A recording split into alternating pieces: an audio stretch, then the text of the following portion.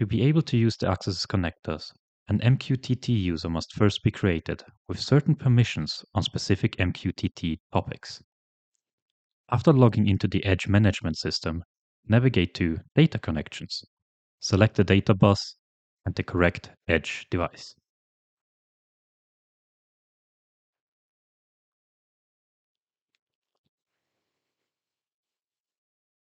Once the page has reloaded, you can either create a new MQTT user or use an existing one.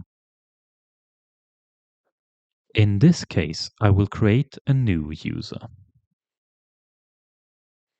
This page might look confusing, but it is very easy to understand. Here at the top, the topic name for the MQTT topic needs to be specified. The correct topic name can be found on our documentation page. Here I am creating a new user. Importantly, the permission must be set to publish and subscribe. Click on Add. Now I have an existing user here. The next steps to add additional topics would proceed similarly. If I already had a user, I would perform these initial steps just like this. I'm fetching the additional topics. In this case, the username is already selected. I give it the correct topic, set the permission to publish and subscribe, do the same for the data topic. As mentioned earlier, which topics are needed for your connector can be found on our documentation page. With that, the addition of the MQTT user is completed.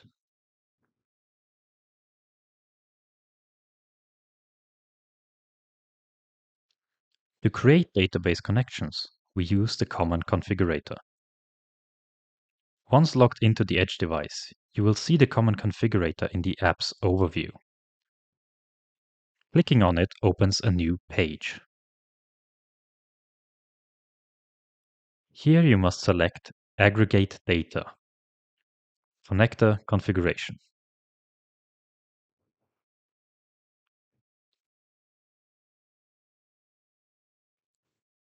Then you must choose the correct connector. Click on Tags, and first you must add a data source. The communication protocol is the SQL connector. The name of the connection can be chosen arbitrarily. It's important that different data sources have different names. The database URL, the name of the database on the database server, the database port, the username which has the correct write and read permissions on this database, the password with which the user logs in.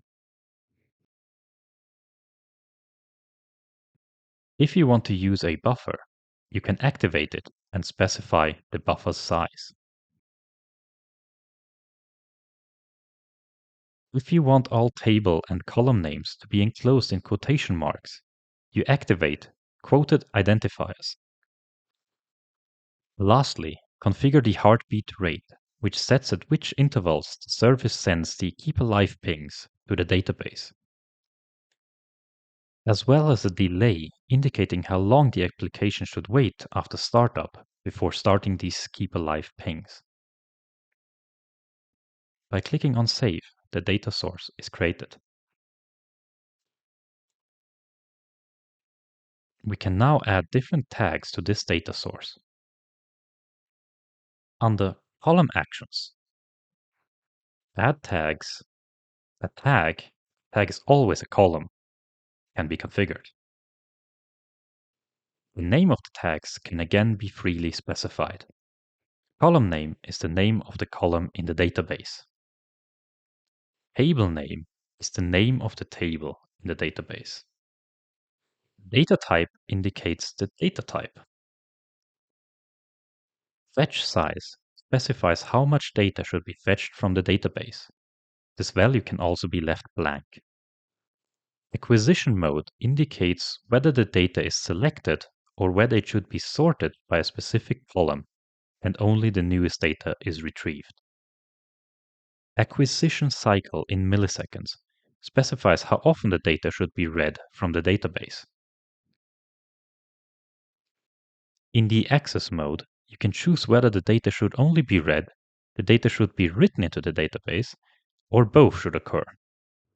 For read queries, sorting by this column can be specified by activating it. With sorting, you can determine whether the data should be sorted in ascending or descending order. If the column consists of auto-incremented data, this option can naturally also be activated. After saving, the data is created in the table. By double-clicking on the table entry, I can change the values. These changes can then either be discarded or saved. New tags can also be added again.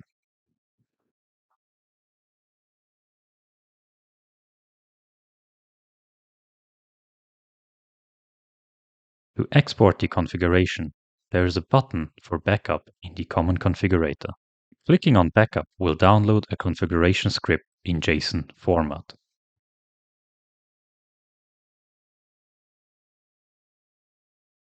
To import and export it or created configuration again, there is a menu option called Restore in the Common Configurator. In it, configurations can be uploaded in JSON format. A warning will appear confirming with continue.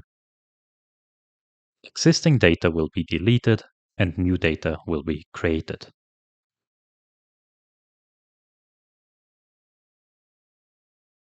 To upload this configuration to the edge device, first select the tags which should be transferred. You can either transfer the entire connection or just specific subsets of the data points. Then click the Deploy button.